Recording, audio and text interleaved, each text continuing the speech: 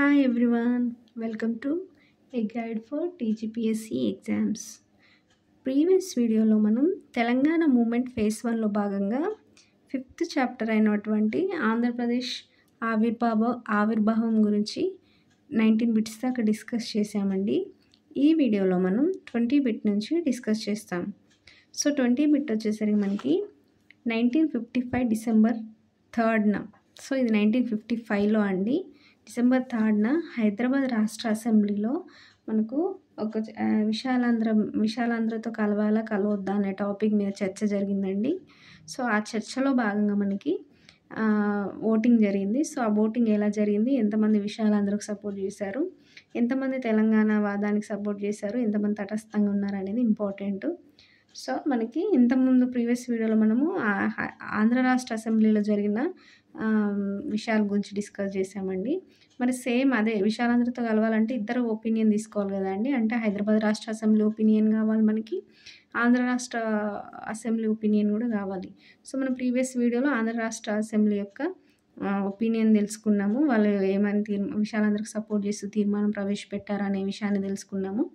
ఇప్పుడు ఈ వీడియోలో మనం హైదరాబాద్ రాష్ట్ర అసెంబ్లీలో మరి ఏం జరిగింది, విశాలాంధ్రకు ఎంతమంది సపోర్ట్ చేశారు అనేది ఇప్పుడు తెలుసుకుంటున్నాం. సో మనకి హైదరాబాద్ రాష్ట్ర అసెంబ్లీలో ఈ విశాలాంధ్ర అనే టాపిక్ మీద, అంటే విశాలాంధ్ర లాగా ఏర్పడాలా వద్దా, అంటే విశాలాంధ్రగా ఏర్పడాలా వద్దా అనే చర్చ మీద మనకు ఓటింగ్ జరిగితే ఎంతమంది ఉన్నారు మొత్తం సభ్యులు హైదరాబాద్ రాష్ట్ర అసెంబ్లీలో అంటే 174 అండి. అందులో ఓటింగ్లో పాల్గొనేది ఎంత అంటే 147. సో టోటల్ 174 మెంబర్స్ ఉంటే ఓటింగ్లో పాల్గొనేది మాత్రం 147 అండి. మిగతా వాళ్ళు యాబ్సెంట్ అయ్యారు.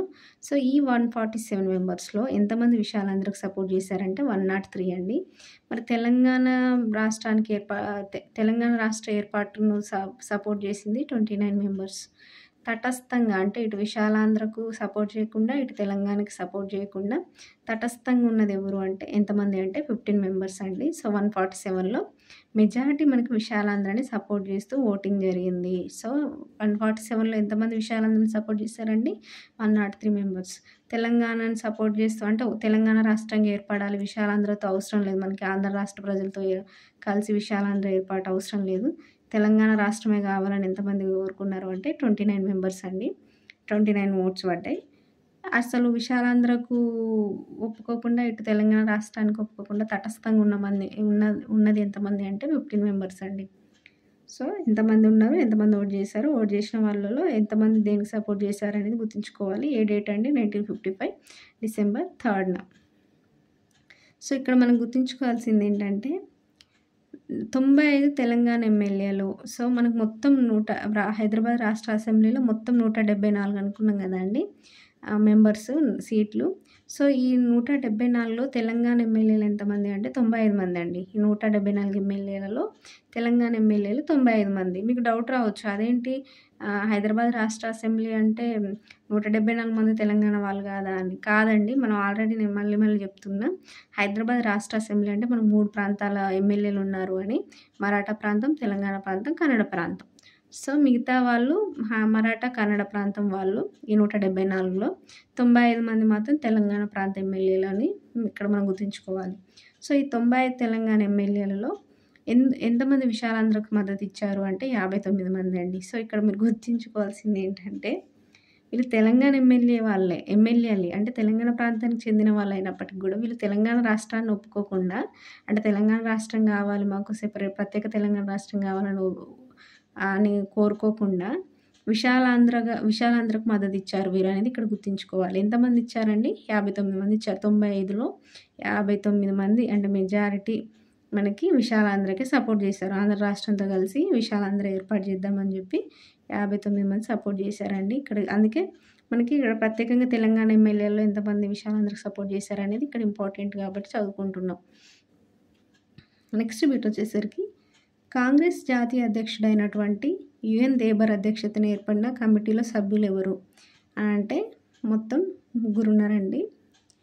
సో దేనికోసం వీళ్ళు మరి ఈ యుఎన్ దేబర్ అధ్యక్షతన కమిటీ ఏర్పడింది అని అంటే, సో యుఎన్ దేబర్ అధ్యక్షతన ఏర్పడిన కమిటీ దేనికోసం ఏర్పడిందంటే ఈ పునర్విభజన కోసమే అండి. ఒకవేళ తెలంగాణ ప్రాంతము, హైదరాబాద్ రాష్ట్రంలో తెలంగాణ ప్రాంతము, ఆంధ్ర రాష్ట్రంతో కలిసి విశాలాంధ్ర ఏర్పాటు జరగాలనుకుంటే దానికి సంబంధించిన విషయాలను విచారించడానికి, ఈ పునర్విభజన అంశాలను పరిశీలించడానికి మనకి యుఎన్ దేబర్ అధ్యక్షతన ఈ కమిటీ ఏర్పడిందండి. మరి ఎంతమంది సభ్యులు ఇందులో అనంటే మొత్తం 3 సభ్యులు ఉన్నారండి. యుఎన్ దేబర్ అధ్యక్షతన ఎవరెవరు అంటే నెహ్రూ అండి, తర్వాత వల్లభ్ పంత్, థర్డ్ పర్సన్ వచ్చేసరికి మౌలానా ఆజాద్. ఈ నెహ్రూ మనకి అప్పుడు పీఎంగా ఉన్నాడండి. వల్లభ్ పంత్ హోంశాఖ మంత్రి. మౌలానా ఆజాద్ మనకి ఈ యుఎన్ దేబర్ అధ్యక్షతన ఏర్పడినటువంటి కమిటీలో నెహ్రూ, వల్లభ్ పంత్ వీళ్ళిద్దరూ విశాలాంధ్రకు సపోర్ట్ చేశారండి. అంటే కలవచ్చు తెలంగాణ ప్రాంతాన్ని ఆంధ్ర రాష్ట్రంతో కలిపి విశాలాంధ్రని ఏర్పరుస్తామని వీళ్ళు సపోర్ట్ చేశారు. బట్ మౌలానా ఆజాద్ మాత్రం ఒప్పుకోలేదండి. ఈయన ఒక్కడే వ్యతిరేకించాడని గుర్తుంచుకోవాలి. యుఎన్ దేబర్ అధ్యక్షతన ఏర్పడినటువంటి ఈ కమిటీలో ఎవరు మనకి విశాలాంధ్రను అంటే తెలంగాణ ప్రాంతాన్ని ఆంధ్ర రాష్ట్రంతో కలిపి విశాలాంధ్రను ఏర్పరచడాన్ని వ్యతిరేకించారు అంటే మౌలానా ఆజాద్ అండి. ఈయనొక్కడే వ్యతిరేకించిండు. బట్ ఈయన వ్యతిరేకించినప్పటికీ కూడా నెహ్రూ ఈయనను ఒప్పించాడు.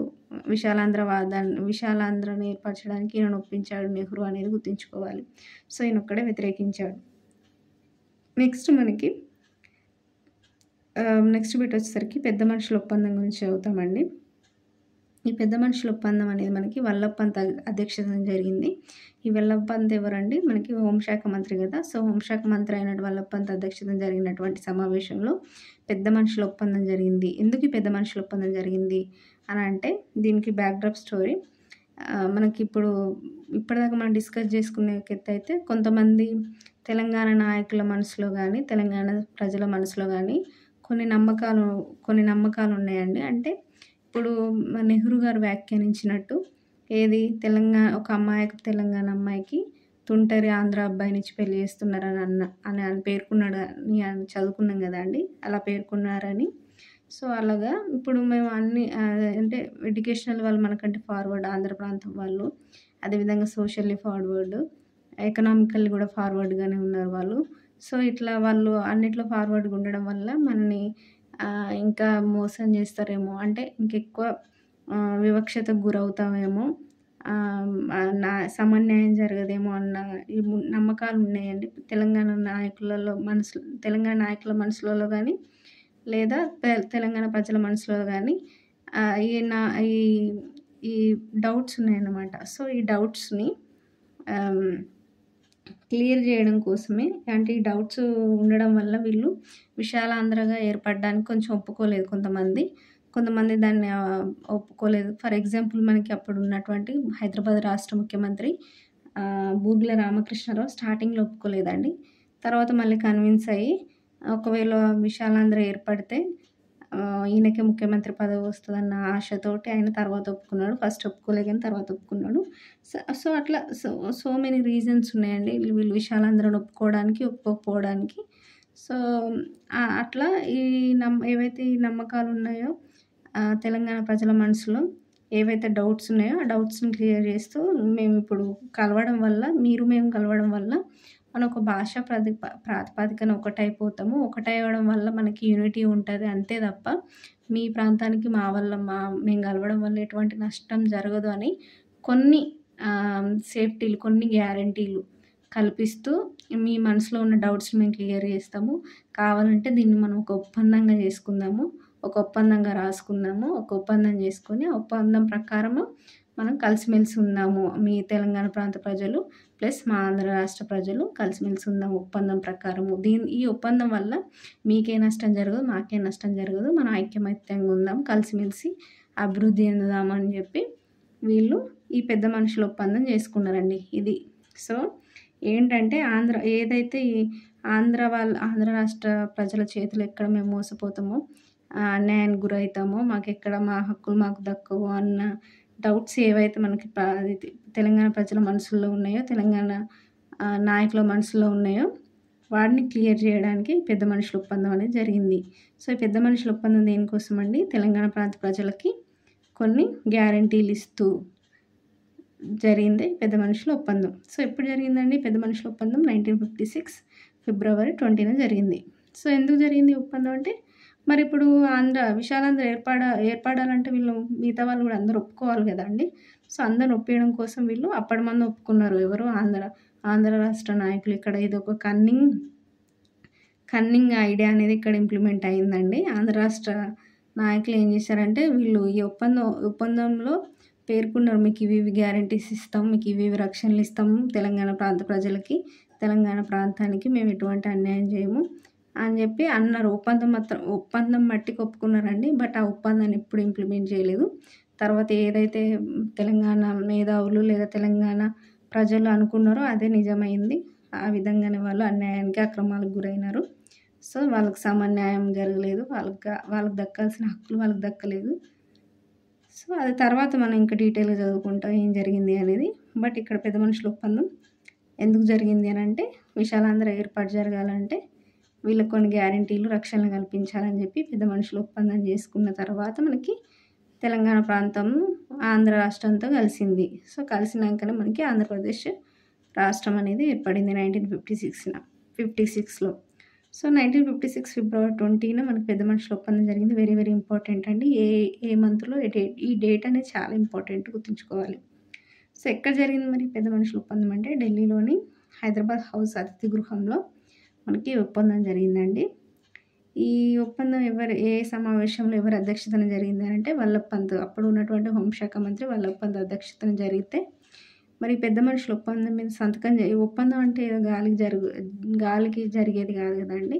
దానికి ఒక డాక్యుమెంటేషన్ ఉంటుంది. సో, ఆ డాక్యుమెంటేషన్ మీద సంతకాలు కూడా ఉండాలి కదండి. సో, అందులో ఆ సమావేశంలో పాల్గొన్నటువంటి మెంబర్స్లో మనకి తెలంగాణ నుంచి 9, ఆంధ్ర రాష్ట్రం నుంచి 9 మనకి సంతకాలు చేశారు. సో, ఎవరు సంతకాలు చేశారనేది వెరీ వెరీ ఇంపార్టెంట్. తెలంగాణ నుంచి మనకి హైదరాబాద్ రాష్ట్ర సీఎం అయినటువంటి బూర్గుల రామకృష్ణారావు ప్లస్ రంగారెడ్డి, చెన్నారెడ్డి, జేవి నరసింహారావు తెలంగాణ ప్రాంతం నుంచి వీళ్ళు సంతకాలు చేశారండి.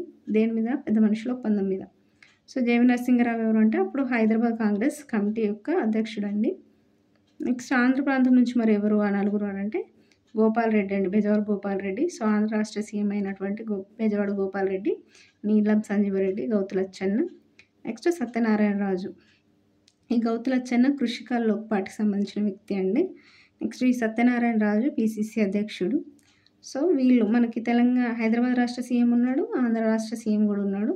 సో, మొత్తం 8 మంది మనకి పెద్ద మనుషుల ఒప్పందం మీద సంతకం చేశారు. 8 మందిలో 9 తెలంగాణ ప్రాంతానికి సంబంధించిన వాళ్ళు, ఇంకా 9 మనకి ఆంధ్ర రాష్ట్రానికి సంబంధించిన వాళ్ళు గుర్తుంచుకోవాలి.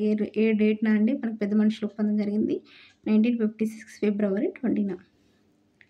సో, నెక్స్ట్ బిట్ వచ్చేసరికి ది స్ట్రగుల్ ది బిట్రేయల్ గ్రంథాన్ని ఎవరు రచించారు అని అంటే కేవి రంగారెడ్డి అండి. ది స్ట్రగుల్ ది బిట్రేయల్ గ్రంథం ఎవరిదంటే గ్రంథం ఇంపార్టెంట్, ఎవరు రచించారు అనేది కూడా ఇంపార్టెంట్. ఎవరండి రచించింది? కేవి రంగారెడ్డి. నెక్స్ట్ బిట్ వచ్చేసరికి పెద్ద మనుషుల ఒప్పందంలో మొత్తం ఎన్ని అంశాలు ఉన్నాయంటే 14 అంశాలు ఉన్నాయండి. ఇది వెరీ వెరీ ఇంపార్టెంట్. సో, మనకు పెద్ద మనుషుల ఒప్పందం ఎలా జరిగిందనేది, ఎందుకు జరిగిందనేది చదువుకున్నాం. ఎలా జరిగింది, ఎవరెవరు దాని మీద సంతకం చేశారనేది చదువుకున్నాం. అసలు పెద్ద మనుషుల ఒప్పందం ఏంటి అనేది ఇప్పుడు ఈ బిట్లో మనం కవర్ చేస్తాం. సో, పెద్ద మనుషుల ఒప్పందం అంటే ఏం లేదండి. పెద్ద మనుషుల ఒప్పందంలో మొత్తం 14 అంశాలను మెజారిటీగా అంటే ఇంపార్టెంట్గా 14 అంశాలను ఇక్కడ మనకి కవర్ చేశారండి పెద్ద మనుషుల ఒప్పందంలో. ఆ 14 అంశాలు ఏంటి అని అంటే ఫస్ట్ అంశం వచ్చేసరికి మనకి సాధారణ పరిపాలన ఖర్చు గురించి ఎలా మనం డివైడ్ చేసుకుందాం. ఒకవేళ మేము కలుస్తున్నాం కదా, తెలంగాణ ప్రాంతం ప్లస్ ఆంధ్ర రాష్ట్రం కలుస్తుంది కదా. సో, కలిసిన తర్వాత సాధారణ పరిపాలన ఖర్చు ఎట్లా మనం డివైడ్ చేసుకుందాం అని చెప్పి ఫస్ట్ అంశంలో మనకి పేర్కొన్నారండి. సో, సాధారణ పరిపాలన ఖర్చు దామాషా నిష్పత్తి ప్రకారం మనము డివైడ్ చేసుకుందాము. సో, సాధారణ పరిపాలన ఖర్చు దామాషా నిష్పత్తి ప్రకారం జరపాలి. తెలంగాణ ప్రాంతంకి అప్పటికే మనకు మిగులు ఉంది అని అనుకున్నాం కదా అండి. అంటే మనకి ఇది ఆంధ్రప్రదేశ్ రాష్ట్రం ఏర్పడడానికి ముందే తెలంగాణ ప్రాంతానికి మిగులు బడ్జెట్ ఉండేది, మిగులు ఆదాయం ఉండేది.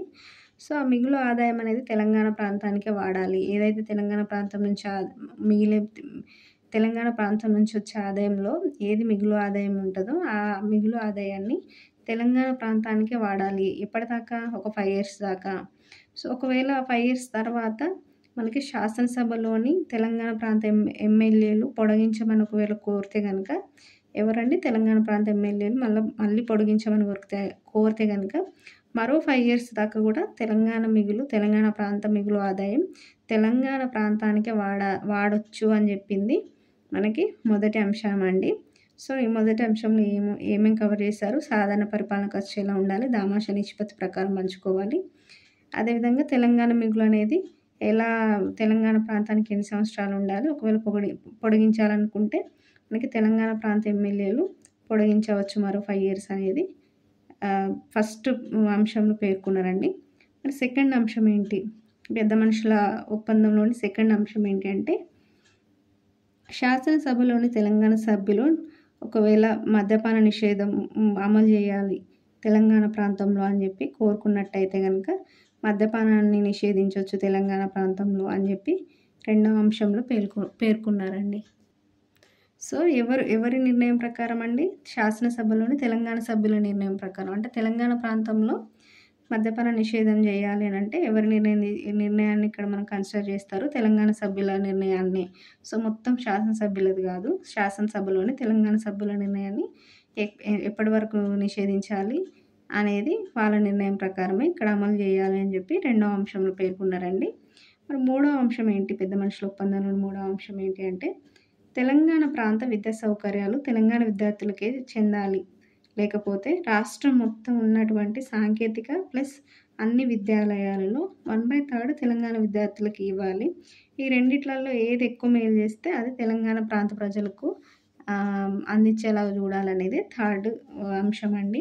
సో ఏం లేదండి, ఇప్పుడు మన ఫస్ట్ దాంట్లోనేమో సాధారణ పరిపాలన ఖర్చు ప్లస్ తెలంగాణ మిగులు గురించి మాట్లాడితే, సెకండ్ అంశంలో మనకు మద్యపాన నిషేధం, తెలంగాణ ప్రాంతంలోని మద్యపాన నిషేధం గురించి పేర్కొన్నారండి. థర్డ్ అంశం వచ్చేసరికి మనకి విద్యా సౌకర్యాలు, అంటే విద్యకు సంబంధించిన అంశాలను మనకి థర్డ్ అంశంలో పేర్కొన్నారు అనేది గుర్తుంచుకోవాలి. సో 14 అంశాలు ఇంపార్టెంట్. ఎన్ని ఉన్నాయి మొత్తం అంశాలని, ఏ అంశం ఎన్నోది అనేది కూడా వెరీ వెరీ ఇంపార్టెంట్ అండి.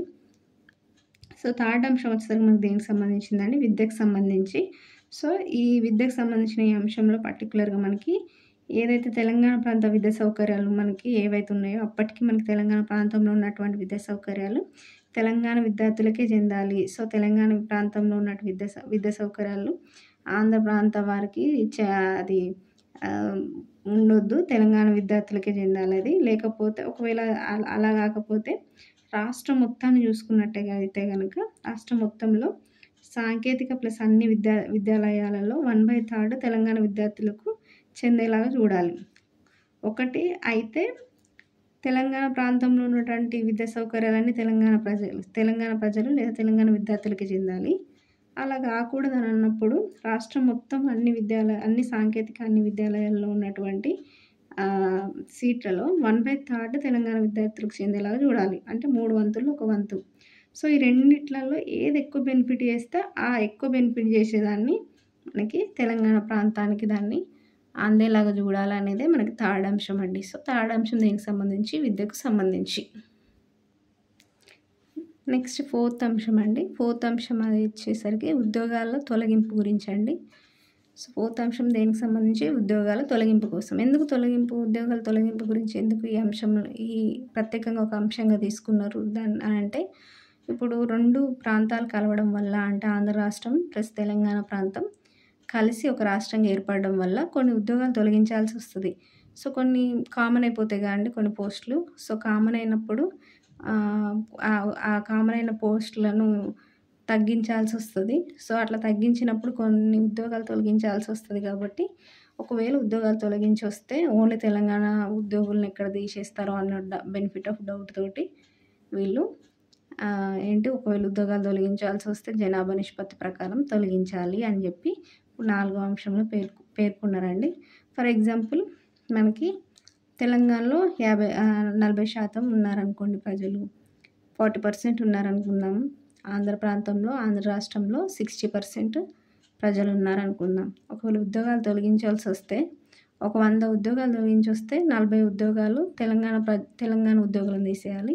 100లో 60 ఉద్యోగాలు ఆంధ్ర రాష్ట్రానికి సంబంధించిన ఉద్యోగులను తీసేయాలి. అంటే ఒక 100 మందిని తీసేయాల్సొస్తే 40 మంది తెలంగాణ రాష్ట్ర ఉద్యోగులుంటారు. 60 మంది ఆంధ్ర రాష్ట్ర ఉద్యోగులుంటారు. ఎందుకు అంటే జనాభా నిష్పత్తి ప్రకారం. సో, ఎవరెంత నేను ఫర్ ఎగ్జాంపుల్ చెప్పినండి. యాజ్ ఇట్ ఈజ్ వీళ్ళు 40% వాళ్ళు 60% అని కాదు. సో, జనాభా నిష్పత్తి ప్రకారమే ఉద్యోగాలు తొలగించాలి. ఒకవేళ తొలగించాల్సి వస్తే అనేది ఫోర్త్ అంశం. ఫిఫ్త్ అంశం ఏంటి అంటే ఉద్యోగ నియామకాలు ఎలా జరగాలి మరి? తొలగించాల్సి వస్తే జనాభా నిష్పత్తి ప్రకారం. ఒకవేళ నియామకాలు ఎలా జరగాలి? ఇప్పుడు కొన్ని పోస్టులు పెరుగుతాయండి. కొన్ని నియామకాలు పెంచాల్సొస్తది. లేకపోతే కొత్త నియామకాలు జరపాల్సొస్తది. సో, అట్లా జరిపినప్పుడు అప్పుడు ఓన్లీ ఆంధ్ర వాళ్ళకే ఇస్తారేమో మళ్ళీ ఉద్యోగాలు అని చెప్పి ఉద్యోగ నియామకాలు కూడా జనాభా నిష్పత్తి ప్రకారం జరగాలి అని చెప్పి ఐదవ అంశంలో పేర్కొన్నారండి. సో, జనాభా నిష్పత్తి ప్రకారం ఇప్పుడు 100 పోస్టులు ఉంటే 100 పోస్టుల్లో 40% ఉన్నటువంటి తెలంగాణ నుంచి 40 మంది ఉద్యోగులను తీసుకోవాలి. 60% జనాభా ఉన్నటువంటి ఆంధ్ర ప్రాంతం నుంచి 60 మంది ఉద్యోగులను తీసుకోవాలి. సో, మొత్తం 100 ఉద్యోగాలలో. ఫర్ ఎగ్జాంపుల్ చెప్తున్నా జనాభా నిష్పత్తి ప్రకారం ఎలా తీసుకుంటారని. సో, ఉద్యోగ నియామకాల్లో కూడా జనాభా నిష్పత్తి అది పాటించాలని చెప్పి 5వ అంశంలో పేర్కొన్నారు. నెక్స్ట్ 6వ అంశం ఏంటి మరి అని అంటే ఏం లేదండి. మనకి సో, ఇది ఉర్దూ హోదా గురించి చెప్పేదే 6వ అంశం అండి. సో, మనకు అప్పుడు ఏంటంటే తెలంగాణ ప్రాంతంలో అప్పటికి మనకి సాధారణ కార్యకలాపాలు కావచ్చు లేదా కోర్టు వ్యవహారాల్లో మనకి ఉర్దూ హోదా ఏదైతే ఉందో ఉర్దూను వాడేవాళ్ళండి ఎక్కువ తెలంగాణ ప్రాంతంలో. సో, ఇప్పుడు సడన్‌గా మనం ఆంధ్ర ప్రాంతంతో కలవడం వల్ల ఇక్కడ ఉర్దూ హోదాను తొలగిస్తారేమో. ఏది సాధారణ పరిపాలన వ్యవహారాలలో గానీ, కోర్టు వ్యవహారాలలో గానీ ఈ ఉర్దూ హోదాను తొలగిస్తారేమో అన్న డౌట్ తోటి మనకి 6వ అంశంలో ఉర్దూ హోదాని 5 ఇయర్స్ దాకా కొనసాగించాలి. దాన్ని తీసేయొద్దు అని చెప్పి ఈ 6వ అంశంలో పేర్కొన్నారండి. ఒకవేళ 5 ఇయర్స్ తర్వాత కొనసాగించిన తర్వాత మనకి తెలంగాణ ప్రాంతీయ మండలి ఏదైతే ఏర్పడుతుందో ఈ పెద్ద మనుషుల ఒప్పందంలోని ఒక అంశంగా మనకి తెలంగాణ ప్రాంతీయ మండలి ఏర్పడుతుందండి. సో, ఆ తెలంగాణ ప్రాంతీయ మండలి నిర్ణయం మేరకు మళ్ళీ తర్వాత కూడా ఉర్దూ హోదాను కొనసాగించాలా వద్దా అనేది ఈ తెలంగాణ ప్రాంతీయ మండలి నిర్ణయం మేరకు ఉండాలి అని చెప్పి ఈ 6వ అంశంలో పేర్కొన్నారు. అంతేకాకుండా మనకి ఉద్యోగంలో చేరిన తర్వాత ఉద్యోగంలో చేరడానికి ముందు ఖచ్చితంగా తెలంగాణ ఏమంటారు తెలుగులో. సో, మనకి అప్పటికి ఆంధ్ర రాష్ట్రంలో తెలుగు ఎక్కువ కదండి వాళ్ళకి వాడుక భాష. సో, వాళ్ళకి వాడుక భాష అయినటువంటి తెలుగులో ఉద్యోగాల్లో చేర్చుకునే ముందే తెలుగు భాష వచ్చి తీరాలనే నిబంధన విధించరాదు. ఎందుకు అనంటే అప్పటికి మనకి ఉర్దూని ఎక్కువ వాడుతున్నారు కాబట్టి అంటే ఉర్దూ హోదా అనేది ఎక్కువ ఉంది కదా పరిపాలన వ్యవహారాల్లో కానీ లేదా కోర్టు వ్యవహారాల్లో కానీ. సో, ఉద్యోగాల్లో చేరడానికి ముందే తెలుగు వచ్చి ఉండాలనే నిబంధన ఉండొద్దు. కానీ ఉద్యోగంలో చేరిన తర్వాత 2 ఇయర్స్ లోపల తెలుగు పరీక్షలో ఉత్తీర్ణత సాధిస్తే ఏం కాదు అన్నట్టుగా ఆ అంశాన్ని మనకి 6వ అంశంలో పేర్కొన్నారు. సో, 6వ అంశం దేని గురించి అంటే ఉర్దూ హోదా గురించి అండి. సో, ఉర్దూ హోదాను 5 ఇయర్స్ వరకు కొనసాగించాలి.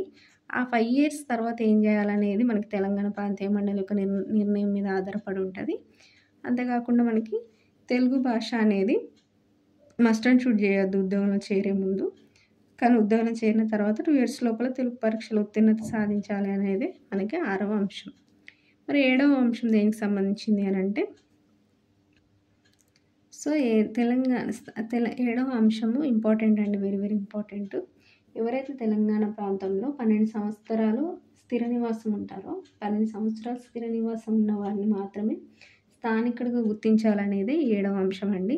సో, తెలంగాణ స్థానికుడు లేదా తెలంగాణ నివాసి అని ఎప్పుడు గుర్తిస్తామంటే వాళ్ళు 12 ఇయర్స్ కంటిన్యూగా స్థిర నివాసం ఉంటే తెలంగాణ ప్రాంతంలో వారిని తెలంగాణ స్థానికుడిగా గుర్తించాలని చెప్పేదే 7వ అంశం అండి. సో, ఎన్ని సంవత్సరాల నివాసాన్ని ఇక్కడ కన్సిడర్ చేశారనేది వెరీ వెరీ ఇంపార్టెంట్. ఎన్ని ఇయర్స్ అంటే 12 ఇయర్స్ అండి. సో, అది ఎన్నో అంశం అంటే 7వ అంశం. నెక్స్ట్ 8వ అంశం వచ్చేసరికి మనకి వ్యవసాయ భూముల అమ్మకం గురించి మనకి 8వ అంశం ఉందండి. సో, వ్యవసాయ భూముల అమ్మకం అనేది తెలంగాణ ప్రాంతీయ మండలి నిర్ణయం మేరకే మనకి జరగాలని చెప్పి 8వ అంశంలో పేర్కొన్నారు. సో, 8వ అంశం ఏంటండి ఈ తెలంగాణ ప్రాంతంలోని వ్యవసాయ భూములు ఉంటాయి కదండి. ఇప్పుడు తెలంగాణ ప్రాంతం ఆంధ్ర ప్రాంతంతో కలవడం వలన తెలంగాణలోని వ్యవసాయ భూములను వాళ్ళు తక్కువ ధరకు లేకపోతే అన్యాయంగా అక్రమంగా ఆక్రమించుకుంటారేమో అని చెప్పి తెలంగాణ ప్రాంతంలోని వ్యవసాయ భూముల అమ్మకం అనేది తెలంగాణ ప్రాంతీయ మండలి ఆధీనంలో ఉండాలి. తెలంగాణ ప్రాంతీయ మండలి నిర్ణయం మేరకే జరగాలని చెప్పేసి ఈ 8వ అంశంలో పేర్కొన్నారండి. నెక్స్ట్ బిట్ వచ్చేసరికి 9th, ఇది కూడా వెరీ వెరీ ఇంపార్టెంట్ అండి. నేను స్టార్ మార్క్ పెట్టిన very very important. So 9th వచ్చేసరికి తెలంగాణ ప్రాంతీయ మండలి ఏర్పాటును గురించి చెప్పిందండి. సో మనకి ఇక్కడ తెలంగాణ ప్రాంతీయ మండలి అనేది 8వ అంశంలో చదివినాము. నెక్స్ట్ 6వ అంశంలో కూడా చదివినాము. 6వ అంశంలో ఉర్దూ హోదాను తెలంగాణ ప్రాంతీయ మండలి డిసైడ్ చేస్తుందని, నెక్స్ట్ 8వ అంశంలో కూడా వ్యవసాయ భూముల అమ్మకం తెలంగాణ ప్రాంతీయ మండలి ఆధీనంలో ఉండాలని అనేది చదువుకున్నాం కదా అండి. సో ఇప్పుడు ఈ అంశాలను పర్యవేక్షించడానికి తెలంగాణ ప్రాంతీయ మండలి ఉండాలి కాబట్టి ఆ తెలంగాణ ప్రాంతీయ మండలి ఎలా ఏర్పడాలి అనేది మనకి 9వ అంశంగా పేర్కొన్నారు. సో తెలంగాణ ప్రాంతీయ మండలి ఏర్పాటు అనేది ఎన్నో అంశం అంటే 9వ అంశం. సారీ అండి, 9వ అంశం తెలంగాణ ప్రాంతీయ మండలి ఉండాలి అని చెప్పేది. 10వ అంశం వచ్చేసరికి తెలంగాణ ప్రాంతీయ మండలి ఉన్నట్టయితే కనుక అందులో సభ్యులు ఎంతమంది, ఆ సభ్యులు ఎట్లా రిప్రజెంట్ చేయాలి, అంటే ఏ ప్రాంతాన్ని ఎలా రిప్రజెంట్ చేస్తారో అనేది ఇంకా డీటెయిల్గా మనకి 10వ అంశంలో ఉంటుంది. సో ఓన్లీ ఏర్పాటు అంటే అది ఉండాలి, తెలంగాణ ప్రాంతీయ మండలి ఏర్పాటు చేయాలి అని చెప్పి 9వ అంశము. ఎలా ఏర్పాటు చేయాలని చెప్పేది 10వ అంశం అండి. సో 9వది ఏర్పాటు చేయాలని చెప్తుంది, 10వ అంశం ఎలా ఏర్పాటు చేయాలని చెప్తుంది. ఆ డిఫరెన్స్ గుర్తుంచుకోండి, కన్ఫ్యూజ్ అవ్వకూడదు. సో 10వ అంశం ఏంటంటే తెలంగాణ ప్రాంతీయ మండలిలో మొత్తం 20 మంది సభ్యులు ఉంటారండి. సో ఆ 20 మందిని ఎలా సెలెక్ట్ చేయాలనేది ఇక్కడ మనం తెలుసుకుందాం. సో 20 మందిలో 9 మంది మనకి అప్పటికి తెలంగాణ ప్రాంతంలో 9 జిల్లాలు ఉన్నాయండి. ఎప్పుడుకి మనకి 1956 ఆ టైంకి 9 జిల్లాలు ఉన్నాయి తెలంగాణ ప్రాంతంలో. సో తెలంగాణ ప్రాంతంలోని 9 జిల్లాల నుండి 9 మంది సభ్యులను సెలెక్ట్ చేయాలి. 20 మంది సభ్యుల్లో 9 మంది సభ్యులు 9 జిల్లాలను రిప్రజెంట్ చేస్తారండి. మరి ఈ 9 మందిని ఎవరు ఎన్నుకుంటారు అంటే తెలంగాణ ప్రాంత సభ్యులు ఎన్నుకుంటారు. సో ఎవరు ఎన్నుకుంటారండి? తెలంగాణ ప్రాంత సభ్యులు మనకి 9 జిల్లాల నుంచి 9 మందిని, 9 జిల్లాలకు 9 మందిని రిప్రజెంట్ చేస్తూ తెలంగాణ ప్రాంత సభ్యులు ఎన్నుకుంటారు ఆ 9 మందిని. నెక్స్ట్ 6 మెంబర్స్ తెలంగాణ శాసన లేదా పార్లమెంట్ సభ్యులని మనకి తెలంగాణ ప్రాంత శాసనసభ్యులు ఎన్నుకుంటారండి. సో తెలంగాణ ప్రాంతం నుంచి ఎవరైతే శాసనసభ్యులు లేదా పార్లమెంట్ సభ్యులు ఉంటారు కదండి, వాళ్ళలో 6గురిని తెలంగాణ ప్రాంత శాసనసభ్యులు ఎన్నుకుంటారు. నెక్స్ట్ ఒక 5 మంది అవుట్ ఆఫ్ అసెంబ్లీ అండి, అంటే అసెంబ్లీతో సంబంధం లేకుండా వీళ్ళు తెలంగాణ శాసనసభ్యులు ఎన్నుకుంటారు. అంటే వీళ్ళు అసెంబ్లీలో ఉండరండి, బయట వ్యక్తులు వీళ్ళు 5గురు. సో మొత్తం 20 మంది కదండి, 9 + 6 15 + 5 20. సో 20 మందిలో 9 జిల్లాలకు రిప్రజెంట్ చేస్తూ 9 మంది వీళ్ళని ఎవరు ఎన్నుకుంటారు అంటే తెలంగాణ ప్రాంత శాసనసభ్యులు. సో మనకి శాసన మండలిలోని తెలంగాణ ప్రాంత సభ్యులు ఎన్నుకుంటారు. ఎందుకంటే ఇది తెలంగాణ ప్రాంతీయ మండలి కదండి, ఇక్కడ మీరు కన్ఫ్యూజ్ కాకూడదు. తెలంగాణ ప్రాంత అని స్పెసిఫిక్గా మెన్షన్ చేసినాం మనం. తెలంగాణ ప్రాంత సభ్యులు ఎన్నుకుంటారు, తెలంగాణ ప్రాంత సభ్యులు ఎన్నుకుంటారు అని మూడు విషయాల్లో కూడా, అంటే 3 ఎన్నికల్లో కూడా. ఎందుకు తెలంగాణ అని స్పెసిఫిక్గా మెన్షన్ చేసినామంటే ఇక్కడ మనకు తెలంగాణ ప్రాంతీయ మండలిలో రిప్రజెంట్ చేసే సభ్యులు ఎవరైతే ఉంటారో వాళ్ళని ఓన్లీ తెలంగాణ ప్రాంత శాసనసభ్యులు ఎన్నుకోవాలి. సో దాని ద్వారా తెలంగాణ ప్రాంతీయ మండలిలో తెలంగాణ ప్రజాప్రతినిధులు లేదా తెలంగాణ ప్రజల ప్రాతినిధ్యం అనేది మనకి ఏమంటారు, తెలంగాణ ప్రాంత ప్రజలతోటే ఉంటుంది ప్రాతినిధ్యం. తెలంగాణ ప్రాంతీయ మండలిలో ఈ సభ్యుల ప్రాతినిధ్యం అనేది తెలంగాణ ప్రజల చేత తెలంగాణ ప్రజల కోరికే పనిచేస్తుంది. సో ఇందులో వేరే వాళ్ళ ఇన్వాల్వ్మెంట్ ఉండకూడదనే ముఖ్య కారణంతో మనకి వీళ్ళని ఎవరు ఎన్నుకున్నారు అంటే అందరినీ కూడా మనకి తెలంగాణ ప్రాంత శాసనసభ్యులే ఎన్నుకున్నారు. ఇప్పుడు ఏర్పడిన తర్వాత, ఆంధ్రప్రదేశ్ ఏర్పడిన తర్వాత ఆంధ్రప్రదేశ్ శాసనసభ్యులు మొత్తం ఎన్నుకోలేదండి. ఎందుకంటే అందులో ఆంధ్ర ప్రాంత శాసనసభ్యులు కూడా ఉంటారు కదా. సో వాళ్ళు ఆంధ్రాకి ఫేవర్ ఉండేటట్టు ఆంధ్ర ఫేవర్ ఉండే నిర్ణయాలు తీసుకుంటారు కాబట్టి వాళ్ళను ఇందులో ఇన్వాల్వ్ చేయకుండా ఓన్లీ తెలంగాణ ప్రాంత శాసనసభ్యులని ఎన్నుకునేలాగా తీసుకొచ్చి, సో ఎంతమందిని ఎలా ఎన్నుకోవాలని చెప్పి స్పెసిఫిక్గా మెన్షన్ చేశారు. నెక్స్ట్ ఇందులో గుర్తుంచుకోవాల్సిన విషయం ఏంటి అంటే 20 మందిని ఇలా ఎన్నుకున్న తర్వాత ఈ 20 మందిని ఇలా తెలంగాణ ప్రాంత శాసనసభ్యులు ఎన్నుకున్న తర్వాత సో ఈ ఈ తెలంగాణ ప్రాంతీయ మండలిలో ఇంకా 20 మంది కాకుండా మంత్రులందరూ సభ్యులుగా ఉంటారండి. ఎవరైతే మనకి మినిస్టర్స్ ఉంటారు కదండి, ఆంధ్రప్రదేశ్ మినిస్టర్స్, ఆంధ్రప్రదేశ్ రాష్ట్రం యొక్క మినిస్టర్స్ అందరూ ఈ తెలంగాణ ప్రాంతీయ మండలిలో సభ్యులుగా ఉంటారు. అంతేకాకుండా సీఎం మరియు డిప్యూటీ సీఎం ఉంటారు కదండి. సో ఆ ఇద్దరిట్లో ఎవరు తెలంగాణకు చెందిన వారైతే వారు దీనికి అధ్యక్షులుగా ఉంటారండి. దేనికి తెలంగాణ ప్రాంతీయ మండలికి అధ్యక్షులుగా ఎవరు ఉంటారు అంటే మనకి ఎవరైతే తెలంగాణ ప్రాంతానికి చెందిన వారు ఉంటారో సీఎం లేదా డిప్యూటీ సీఎం ఈ రెండు పోస్టులలో ఎవరు తెలంగాణకు చెందిన వారైతే వాళ్ళే ఈ తెలంగాణ ప్రాంతీయ మండలికి అధ్యక్షులుగా ఉంటారు. అంతేకాకుండా మిగతా మంత్రులందరూ దీంట్లో సభ్యులుగా ఉంటారు 20 మందితో పాటుగా అనేది ఇక్కడ గుర్తుంచుకోవాల్సిన విషయము. అందుకే అండర్లైన్ చేశాయండి. సో ఈ తెలంగాణ ప్రాంతీయ మండలిలో 20 మంది సభ్యులతో పాటు మంత్రులందరూ సభ్యులు ఉంటారు. ప్లస్ డిప్యూటీ సీఎం అధ్యక్షులు ఎవరు మరి అని అంటే కనుక సీఎం ఆర్ డిప్యూటీ సీఎం ఎవరైతే తెలంగాణ చెందుతారో వాళ్ళే ఈ మండలికి అధ్యక్షులు. నెక్స్ట్ 11వ అంశం ఏంటి అంటే ప్రాంతీయ మండలి చట్టబద్ధ సంస్థగా ఏర్పాటు చేయాలని చెప్పేది ఈ 11వ అంశం అండి. సో ప్రాంతీయ మండలి చట్టబద్ధ సంస్థగా ఉండాలి. అదేవిధంగా ఏదైనా అభిప్రాయ భేదం వచ్చిందంటే అభిప్రాయ భేదం దేనికి వస్తుందండి, గవర్నమెంట్కి ప్లస్ ప్రాంతీయ మండలికి. ఇప్పుడు గవర్నమెంట్ ఒక విషయం మీద ఒక విధంగా నిర్ణయం తీసుకుంటుంది, అదే అంశం మీద ప్రాంతీయ మండలి వేరే విధంగా నిర్ణయం తీసుకుంది అనుకోండి, అప్పుడు అభిప్రాయ భేదం వచ్చినట్టే కదా. అంటే ఒకే అంశం మీద అభిప్రాయాలు వేరుగా ఉన్నప్పుడు ప్రాంతీయ మండలి ప్లస్ ఆంధ్రప్రదేశ్ గవర్నమెంట్ ఇది వేరుగా ఉన్నప్పుడు అప్పుడు మరి ఎవరిది అమలు చేయాలి, గవర్నమెంట్ చేయాలా లేదా ప్రాంతీయ మండలి చేయాలా అనేది క్వశ్చన్ వస్తుంది కదండి. సో అటువంటి టైంలో మనకి అభిప్రాయ భేదం వస్తే భారత ప్రభుత్వానికి నివేదించాలి. ఏ అంశం మీద వీళ్ళకి అభిప్రాయ భేదం వచ్చిందని మనకి సెంట్రల్ గవర్నమెంట్కి నివేదించాలని చెప్పేది ఈ 11వ అంశం అండి. సో ఇక్కడ ఏంటంటే 11వ అంశము ప్రాంతీయ మండలి చట్టబద్ధ సంస్థగా ఉండాలని తెలియజేస్తుంది. అదేవిధంగా గవర్నమెంట్కి ప్లస్ ప్రాంతీయ మండలికి అభిప్రాయ భేదం వస్తే ఒకే అంశం మీద రెండు భిన్నాభిప్రాయాలు వచ్చినప్పుడు అభిప్రాయ భేదం వచ్చినప్పుడు ఆ అంశాన్ని భారత ప్రభుత్వానికి నివేదించాలని తెలియజేస్తుంది. ప్లస్ ఏదైతే ఈ నిబంధన ఉందో, ఈ ఒప్పందంలో జరిగే ఈ నిబంధన ఉందో ఇది 10 సంవత్సరాల తర్వాత ఈ నిబంధన మీద రివ్యూ అంటే సమీక్ష మనకి 10 సంవత్సరాల తర్వాత జరుగుతుంది. అంటే 10 సంవత్సరాల వరకు ఇది అమల్లో ఉంటుంది అనేది ఇక్కడ మనకు తెలియజేస్తుందండి. సో ఈ ఒప్పందంలోని ఈ అంశం అనేది 10 సంవత్సరాల వరకు అమల్లో ఉంటుంది.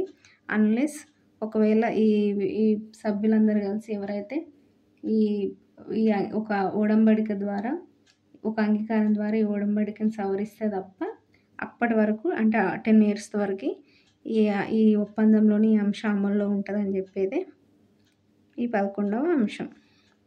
నెక్స్ట్ 12వ అంశం ఏంటి మరి అని అంటే మంత్రివర్గం గురించి మనకు తెలియజేసేది 12వ అంశం అండి.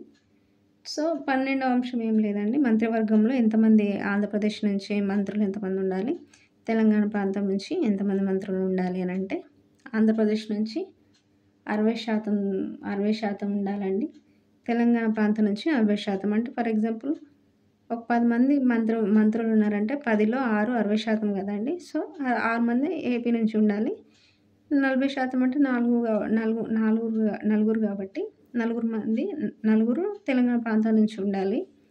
సో మళ్ళీ అందులో తెలంగాణ ప్రాంతం నుంచి ఉన్న 40% మెంబర్స్లో ఒకరు ఖచ్చితంగా మనకి తెలంగాణకు చెందిన ముస్లిం మంత్రి అయి ఉండాలండి.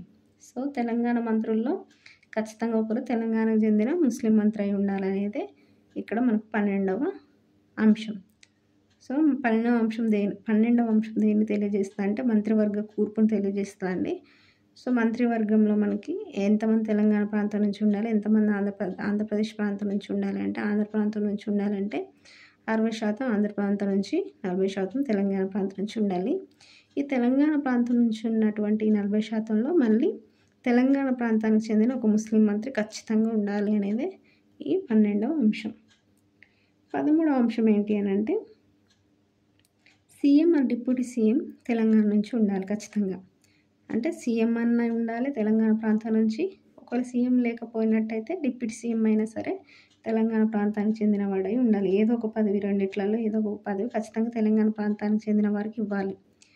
అంతేకాకుండా ఒక ఒక ఇంపార్టెంట్ 5 మినిస్ట్రీస్‌ని తీసుకున్నారండి. అంటే ఒక 5 ఇంపార్టెంట్ శాఖలను తీసుకొని, ఆ 5 శాఖల్లో ఖచ్చితంగా 2 తెలంగాణ ప్రాంత మంత్రులకి ఇవ్వాలి. తెలంగాణ ప్రాంత సభ్యులకి ఇవ్వాలి అనేది చెప్పి ఈ 13వ అంశం తెలియజేస్తదండి. సో, 13వ అంశం ఏంటి అంటే తెలంగాణకు సంబంధించి సీఎంఆర్, డిప్యూటీ సీఎం ఉండాలి. అంతేకాకుండా 5 ముఖ్యమైన మినిస్ట్రీస్‌లో ఖచ్చితంగా 2 తెలంగాణ ఎమ్మెల్యేలకి ఇయ్యాలి. అంటే తెలంగాణ శాసనసభ్యులకి ఇయ్యాలి అని చెప్పేది ఈ 13వ అంశం. మరి ఆ 5 ఇంపార్టెంట్ మినిస్ట్రీస్ ఏంటి అంటే 1 హోంశాఖ, 2 ఫైనాన్స్ శాఖ, 3 రెవెన్యూ శాఖ, 4 వాణిజ్యం పరిశ్రమల శాఖ, 5 ప్రణాళిక అభివృద్ధి శాఖ. సో, ఈ 5 శాఖలనేది గుర్తుంచుకోవాలి. ఏ శాఖలనేది గుర్తుంచుకోవాలి. సో, 5లో ఎన్ని తెలంగాణ వాళ్ళకి ఇవ్వమన్నారంటే 2. సీఎం, డిప్యూటీ సీఎం రెండిట్లో ఏదన్నా ఒకటి తెలంగాణకి ఇవ్వాలని చెప్పేదే 13వ అంశం. సో, లాస్ట్ అంశం 14వ అంశం ఏంటి అనంటే 1962 దాకా తెలంగాణకు ప్రత్యేకంగా పీసీసీ ఉండాలనేదే 14వ అంశం అండి. పీసీసీ అంటే ప్రదేశ్ కాంగ్రెస్ కమిటీ అండి. సో, ప్రదేశ్ కాంగ్రెస్ కమిటీ అనేది తెలంగాణకు ప్రత్యేకంగా ఉండాలి 1962 దాకా అనేది 14వ అంశం. సో, మనకి 1956లో కదండి ఈ ఒప్పందం జరిగింది. సో, 1956 నుంచి 1962 దాకా మనకి ఈ తెలంగాణకు ప్రత్యేకంగా పీసీసీ ఉండాలనేది 14వ అంశం అండి.